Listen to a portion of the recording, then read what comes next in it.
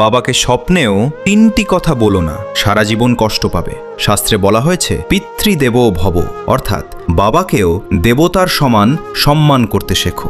1, বাবাকে কখনো বলো না তুমি আমার জন্য কি করেছো, কারণ তিনি হয়তো তোমাকে সবকিছু মুখে বলে বোঝাননি, কিন্তু তোমার প্রয়োজন পূরণ করতে নিজের অসংখ্য ইচ্ছা ত্যাগ করেছেন। তোমার হাসির জন্য তিনি নিজের ক্লান্তি লুকিয়ে রেখেছেন।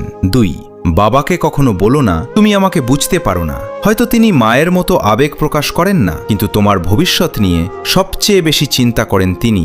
তোমার প্রতিটি সাফল্যে তিনি গর্বিত হন, আর প্রতিটি ব্যর্থতায় নীরবে কষ্ট পান। 3, কখনো বাবাকে বলো না তোমার কথার কোনো মূল্য নেই, কারণ আজ তুমি যে অবস্থানে দাঁড়িয়ে আছো তার পেছনে রয়েছে তোমার বাবার বছরের পর বছর পরিশ্রম, অভিজ্ঞতা আর ত্যাগ। তাই তার উপদেশকে কখনো অবহেলা করো না।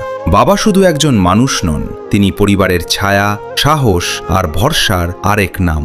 যার বাবা আছে সে হয়তো সবসময় তা বুঝতে পারে না, কিন্তু বাবার ছায়া হারালে তার মূল্য বোঝা যায়। বাবাকে সম্মান করো, কারণ বাবার আশীর্বাদ অনেক কঠিন পথও সহজ করে দেয়। তোমার বাবার জন্য একটি সুন্দর লাইন কমেন্টে লিখে যাও।